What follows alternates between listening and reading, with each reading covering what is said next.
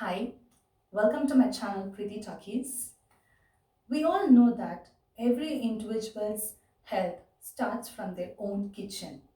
By doing a simple change or making a healthy choice in your kitchen, you're gonna improve your overall well being in a much higher rate. So, today I'm going to talk about a very simple staple kitchen item. It's nothing but cooking oils. Oils and fats are always considered as bad to our health. But let's break that myth. Oils and fats are not bad for your body. You need them for a proper functioning of everyday life. What is bad is the amount of oil intake on a daily basis is what matters. So today we're going to see about few tips which I follow in my everyday cooking that helps in reducing my oil intake on a daily basis. So do watch this video fully because you're gonna see a super easy healthy recipe at the end of this video. Now, no more talking, let's get into our facts. Tip number 1. The first and foremost thing which I did when I wanted to reduce my oil intake is that I replaced my regular spoon which I use for taking oil with a measuring spoon. Do you know that a single tablespoon of oil, for that matter, any cooking oil, is about 100 to 120 calories? If you know how much oil you consume a day, you will be surprised by the fact that how much oil you consume a day by using a measuring spoon. I was shocked. So I now use only a quarter teaspoon measuring spoon in my canister for taking oil.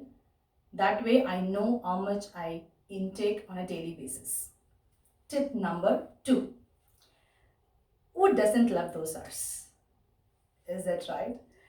Dosas are a quite popular Indian cuisine dish. Everyone loves dosas.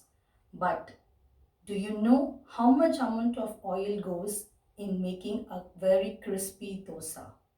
It's a lot actually speaking. But then here is a pro tip for you which I learned from my mom actually. So what you can do is that make your dosas the regular way like pouring a batter and make your dosa, but do not add oil in the beginning. Let the dosa get cooked.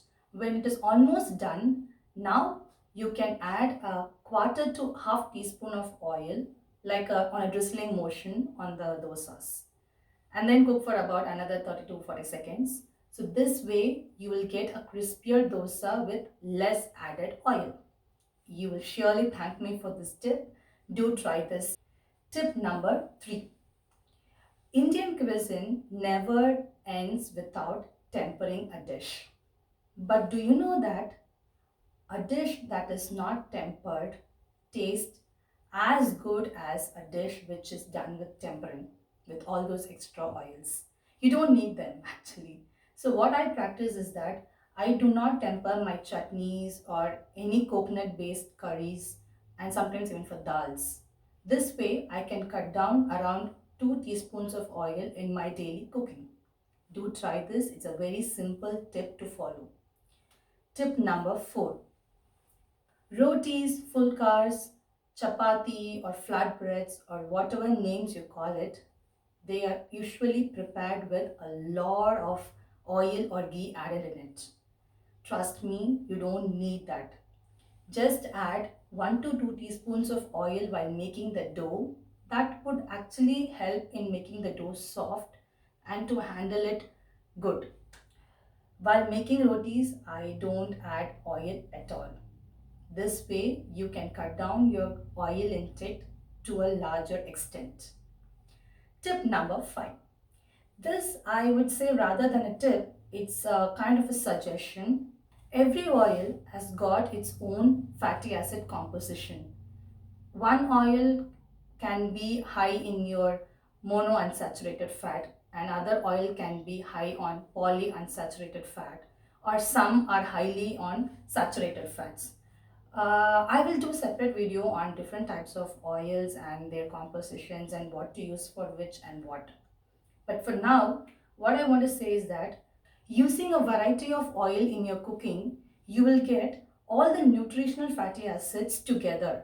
Like, for example, I use around 5 types of oil, like peanut oil, coconut oil, sesame oil, then olive oil, and ghee.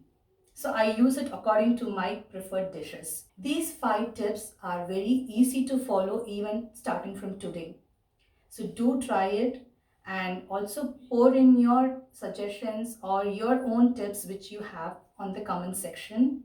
That way I'll also know and you will also learn. If you really like this video, give a like, comment, share and subscribe to our channel.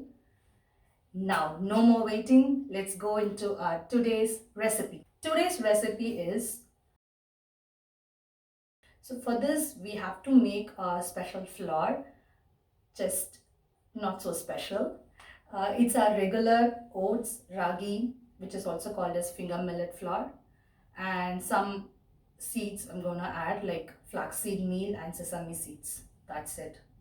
So what we're gonna do is that we're gonna take a pan, add 2 cups of rolled oats. I'm using rolled oats. If you cannot get rolled oats, you can use quick oats or steel cut oats, whichever texture you prefer.